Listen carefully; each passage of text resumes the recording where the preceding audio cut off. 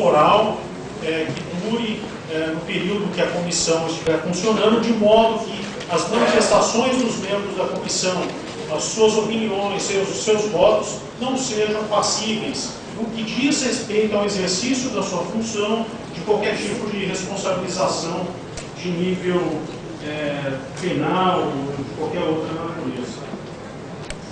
No artigo 5º, nós chamamos a atenção nele para a publicidade das atividades da comissão, ao invés de termos reuniões fechadas ou sigilosas, depoimentos sigilosos, etc., nós estamos propondo que as reuniões da comissão sejam amplamente acompanhadas pela imprensa oficial de qualquer um dos poderes, de qualquer um dos níveis administrativos, seja no plano federal, estadual, distrital, municipal.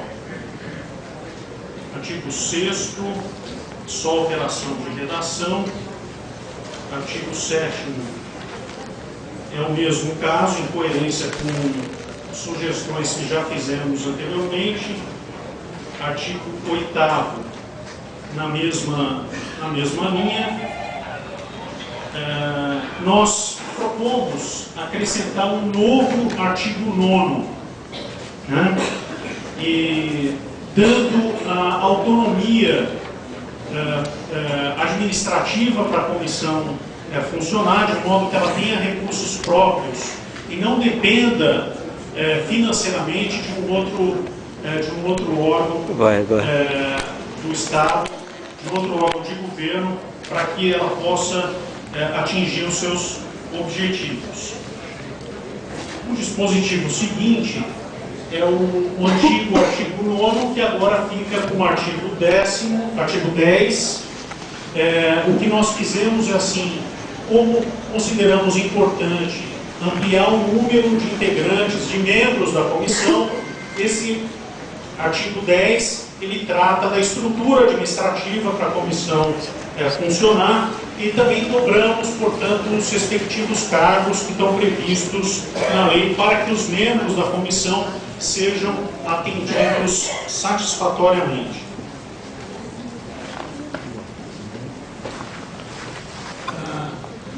O artigo 11, nós damos o suporte que está previsto, um vínculo orgânico direto com a Casa Civil. Nós prevemos, portanto, que seja apenas em caráter subsidiário, né? Vamos corrigir esse pequeno detalhe, de modo a garantir aquela autonomia que nos referimos há pouco. Se não abrir os arquivos, como é que vai fazer essa comissão funcionar? Passa a ser artigo 12, e as alterações, a alteração fundamental é que o relatório final que a comissão deve produzir deve ser um relatório que tenha compromisso em fazer um efetivo registro da verdade histórica dos fatos que ocorreram no período definido. As demais alterações são apenas alterações do número do artigo pela necessidade de renumerá-los, né? Não mais havendo alterações de mérito consistentes. Muito obrigado.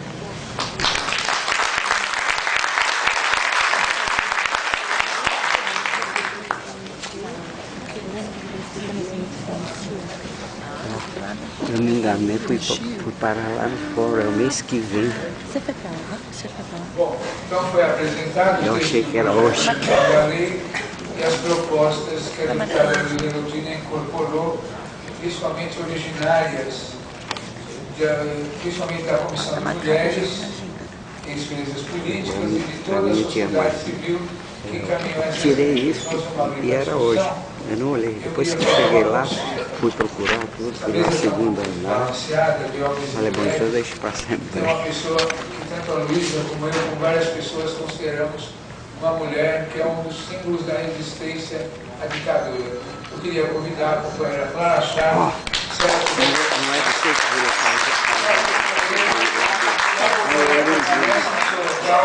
Fazemos uma homenagem a tudo que a companheira representou. Obrigado, Mara. Então, prossigamos. Vou passar a palavra para a Rosalina Santa Cruz. Aprecia.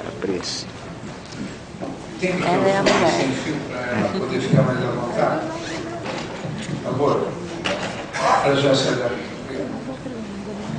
Tá.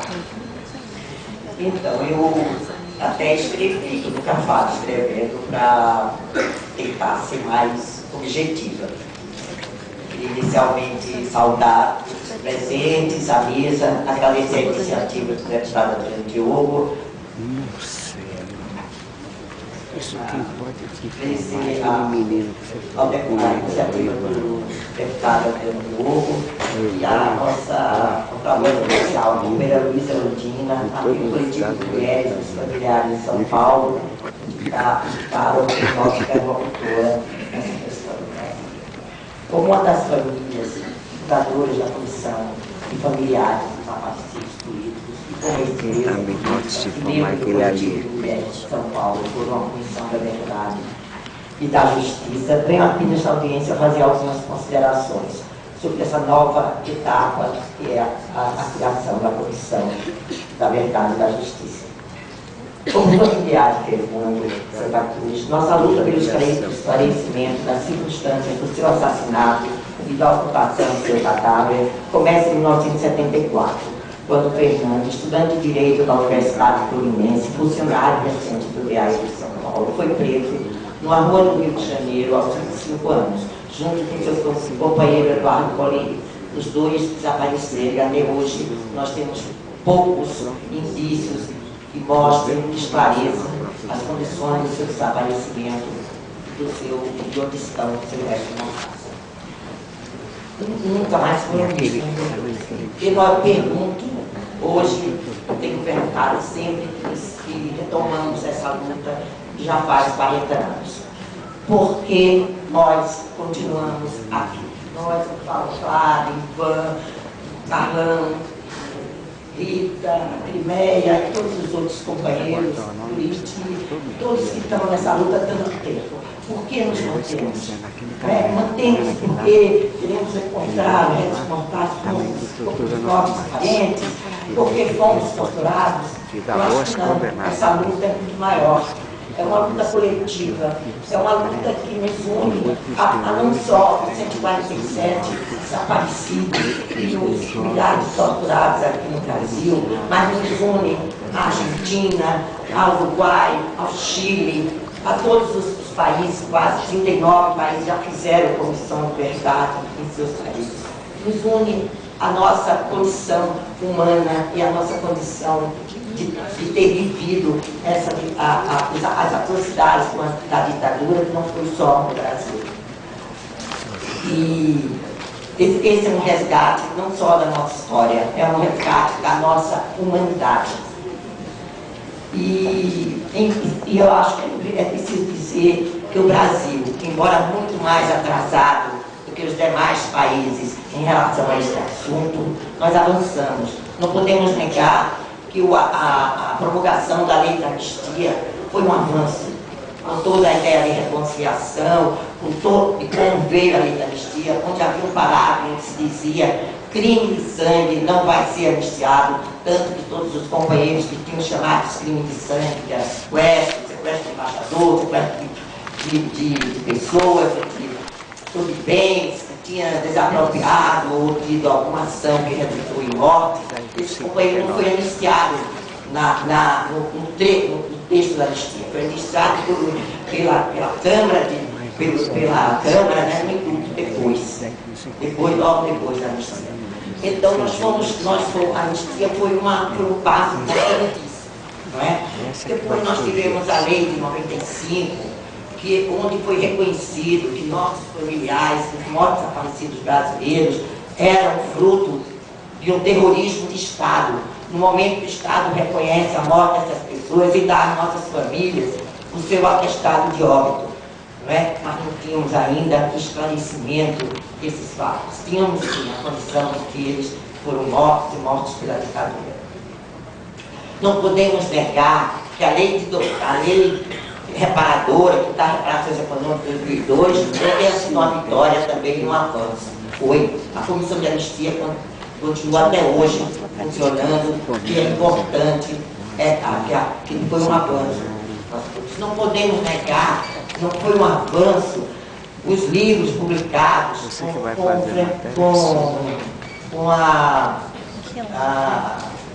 pelo governo federal, reconhecido como livros do governo, três importantíssimos: o direito à memória e à verdade, que onde se faz na relação dos desaparecidos e mortos do governo brasileiro, assinado pela Presidência da República, no governo anterior, no governo do presidente Lula, com o Paulo na Secretaria de Direitos Humanos. É inegável o livro Luta, do substantivo feminino, onde se mostra todas as mulheres desaparecidas e mortas, aquelas de 27 companheiras vivas que passaram por torturas sexuais. É um avanço, é uma dor no estômago de quem lê e vê que essa voz tem sido muito presente, a voz dos oprimidos, a voz dos daqueles que tiveram seus direitos violados. Habeas Corpus é outro livro de autoragem, onde se mostra o governo assume que houve campos de extermínio nesse país, que a Casa da Morte existiu, que campos de extermínios em São Paulo e Costa do Marfim existiram, e dá informações sobre esses livros, e sobre esses fatos. Não podemos negar essa iniciativa. Não podemos negar que a iniciativa do governo federal de fazer a comissão da verdade é um avanço. Mas não podemos aceitar que a comissão esteja como ela está. Porque se a comissão da verdade fica como ela está, nós estaremos novamente atrasados em relação ao mundo, em relação à América Latina. Paramos no mesmo lugar. A comissão talvez seja um atraso maior, um retrocesso maior do que as conquistas que tivemos até agora. Porque a comissão, ela vai ouvir a nossa voz está ouvida e registrada. É necessário que essa comissão avance no sentido dos esclarecimentos, no sentido de permitir ser um instrumento, um mecanismo de apuração, mesmo que ela não possa ser um instrumento de julgar, ela não tenha a possibilidade de julgar, mas é fundamental que ela tenha a possibilidade de apurar, de subsidiar os judiciários, os órgãos competentes, para que haja de fato um avanço, como foi a Comissão da Argentina, como foi no Chile, como foi em outros países da América Latina. Se não fizermos isso, se não lutarmos por isso, estamos não só retrocedendo, mas enterrando uma possibilidade de avanço.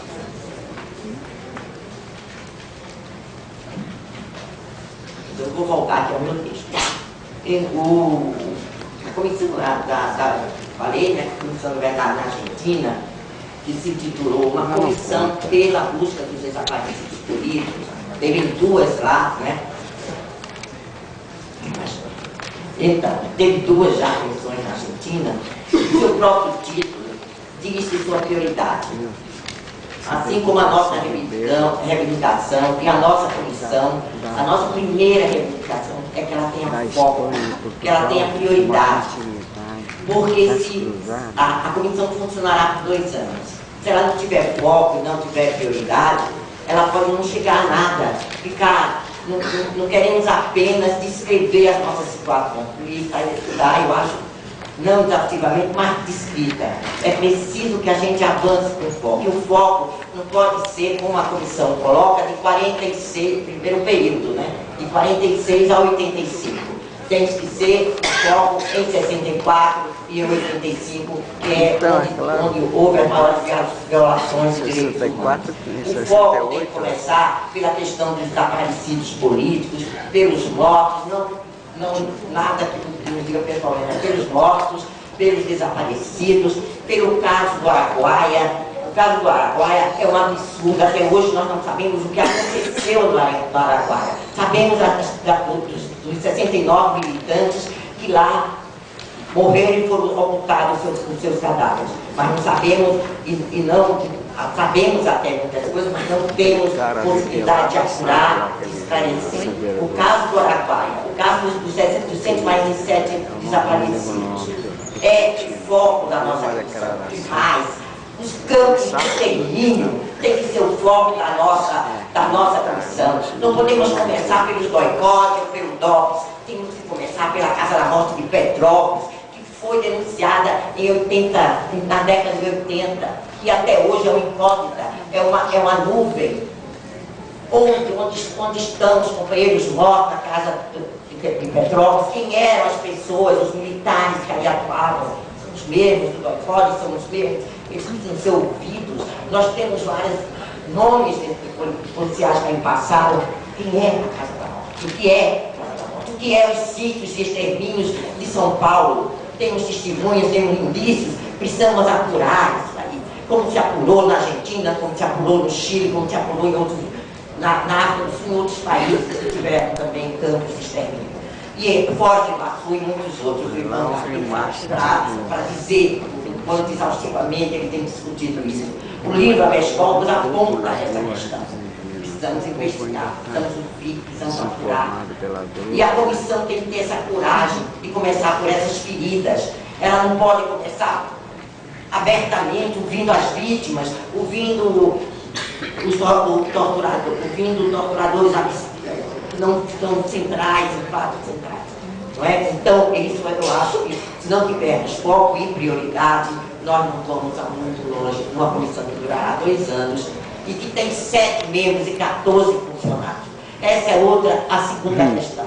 Como vamos ter uma comissão que vai atuar por 2 anos com 7 membros, sem nem suplente tem? Quer dizer, 7 pessoas, são 7 pessoas importantes da nossa sociedade civil, representantes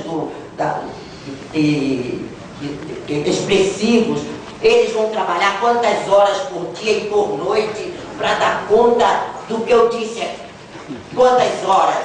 Temos 14 funcionários para ir buscar, fazer processos, chamar. Isso é impossível. Então, se a comissão é feita com esse número de pessoas, ela é feita para não funcionar. Mas é e lógico. Me desculpa, mas eu não posso acreditar que uma comissão... Lógico.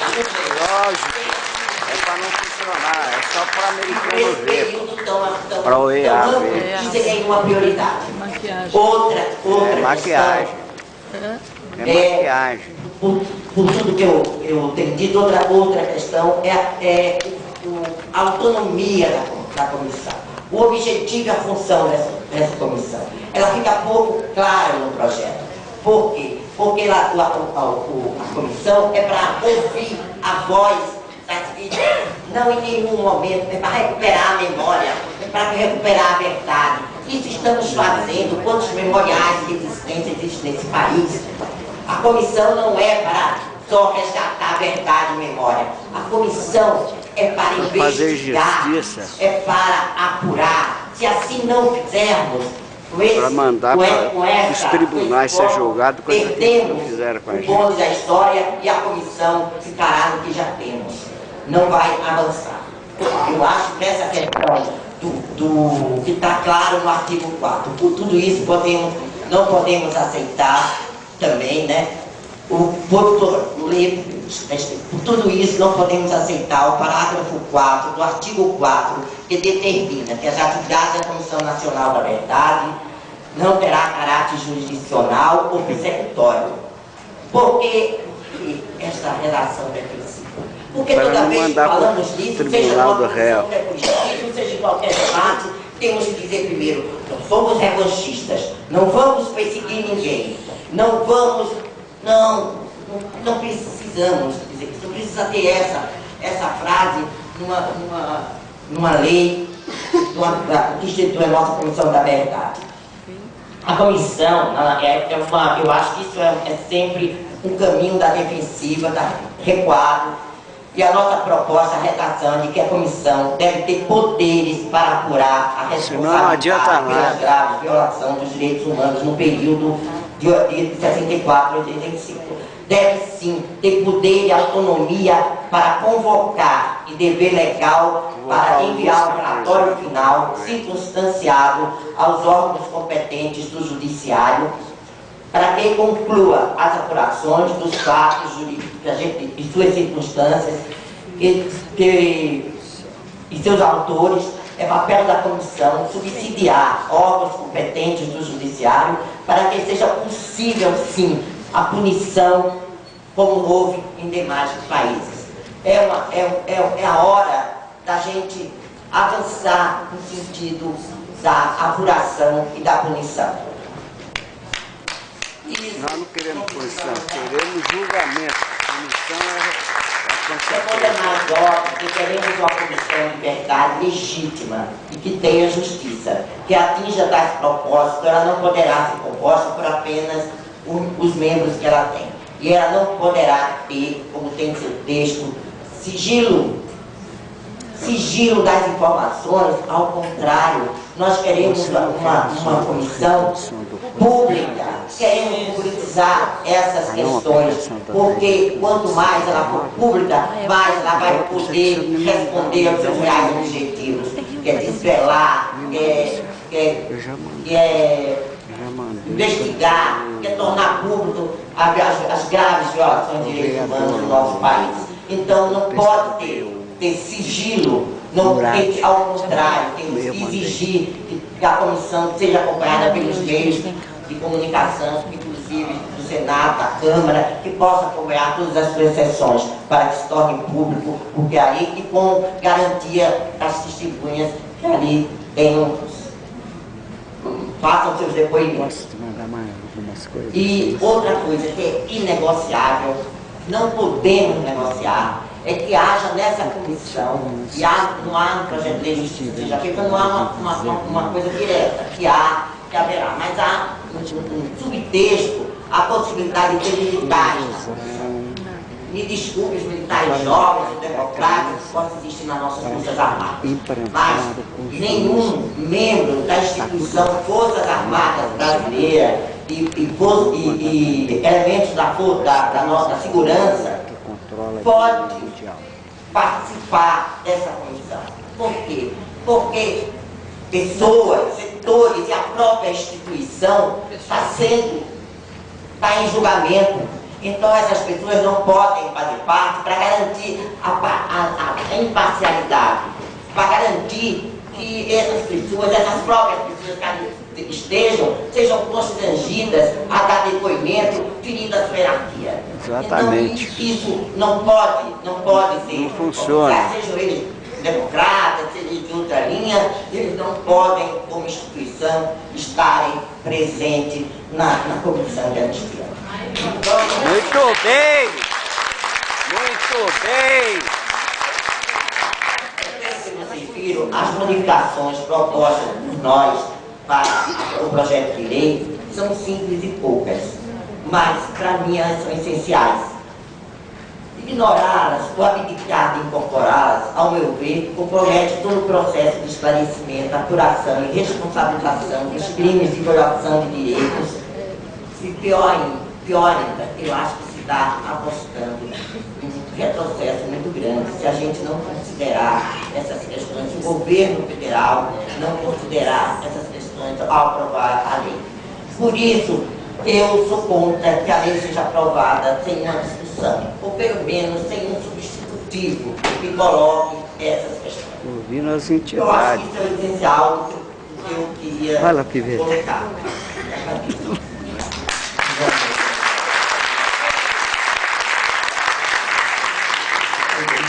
Uma boa notícia. Primeiro, o Dr. Sérgio Yama vai falar pela Procuradoria-Geral da República. Eu sei que o clima está muito sério, mas o técnico do ar-condicionado descobriu o botão para desligar o ar-condicionado para que as nossas carnes não continuem a ser preservadas dessa forma. O deputado Ivan Valente precisa se retirar. Tá meio... Obrigado, Ivan. Obrigado mesmo. Nem pudemos abrir a palavra para você dar uma saudação, mas vamos seguir a nossa, que aqui é uma reunião muito densa, de muito conteúdo. Eu estou percebendo que algumas pessoas daqui a pouco vão começar a se retirar. Então eu queria passar a palavra para o Dr. Sérgio Yama, em nome da Procuradoria da República, para que ele pudesse se manifestar.